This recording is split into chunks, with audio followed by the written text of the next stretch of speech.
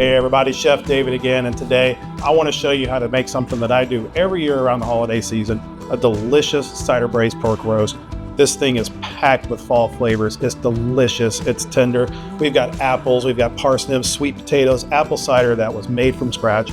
Once we start cooking this, it's going to fill the entire house full of these amazing fall aromas. Can't wait to get started. Let's take a look.